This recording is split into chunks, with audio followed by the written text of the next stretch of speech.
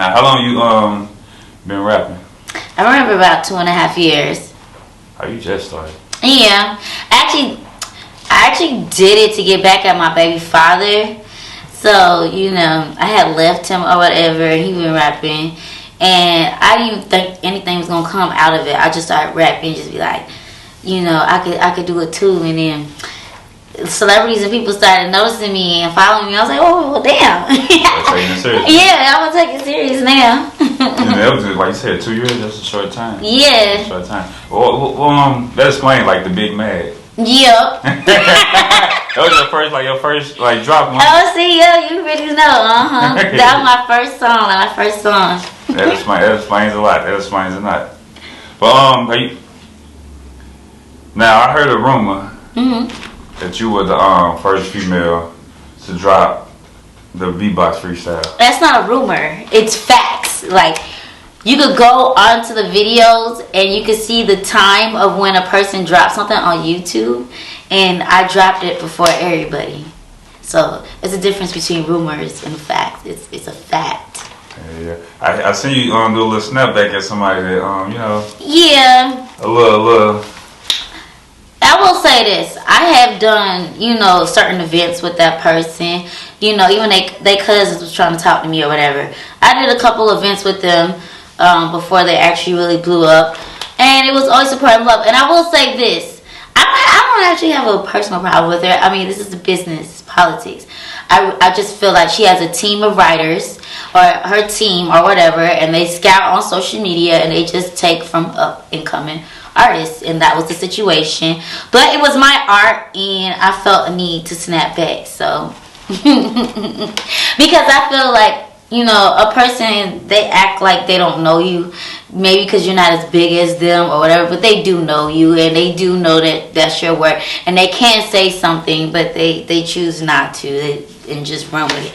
So, Did she ever say anything back to you? No, of course she not.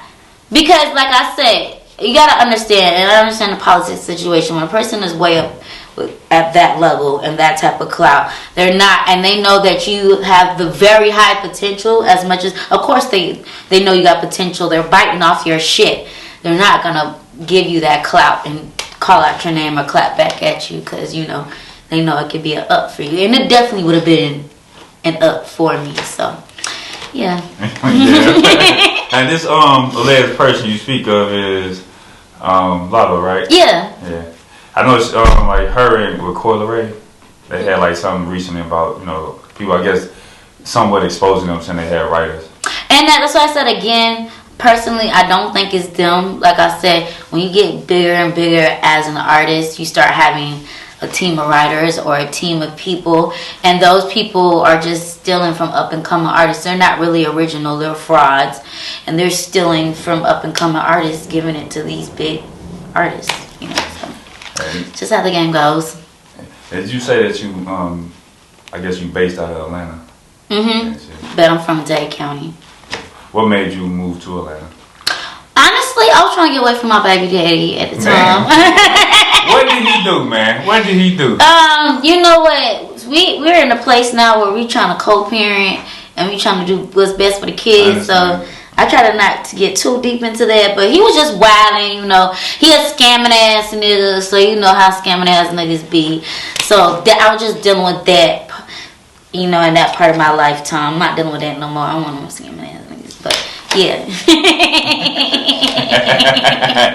But, between, like you said, coming from Miami, moving to Atlanta, which is like another turned up spot, like, what major difference would you say stood out to you?